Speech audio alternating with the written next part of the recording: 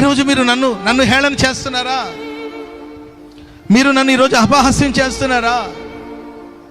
ఒకప్పుడు గుడ్డి వాళ్ళకి నేను కన్నులాగున్నాను, కుంటి వాళ్ళకి కాళ్ళలాగున్నాను, విధవరాళ్ళకి తండ్రిలాగున్నాను, దిక్కులేని పిల్లలకి తండ్రిలాగున్నాను.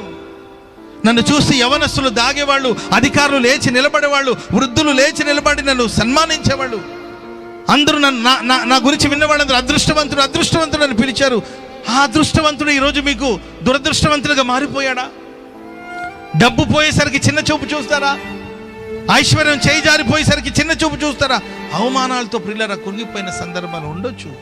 అవమానాలతో మొహం తెల్లబారిపోయి, అవమానంతో ఎటడి సిగ్గుపడిపోయి, ఒకవేళ నీవు ఉన్నావేమో ఇప్పటి వరకు, నా దేవుడు నేను విమోచించబోతున్నాడు. ఇక నీకు అవమానం కలగదండి. బాధపడిన చోటే దేవుడు నేను బహుగా అభివృద్ధి పరచబోతున్నాడు. బహుగా ప్రభు నేను అభివృద్ధి పరచునుగాక. నా ప్రభు సిగ్గుపడనివ్వడు. నీ అవమానానికి ప్రతిగా రెట్టింపు ఘనతను దేవుడు దయచేయబోతున్నాడు. చెప్పలు కూడా మొదలు గట్టి. ఎక్కడైతే నీవు అవమానాలు పడ్డావో, ఎక్కడైతే నీవు సిగ్గుతో తలదించుకున్నావో, అదే చోట నా దేవుడు నేను గొప్పగా గణపరచబోతున్నాడు. నీ అవమానానికి రెట్టింపు ఘనతను దేవుడు దయచేయబోతున్నాడు. హల్లెలూయా.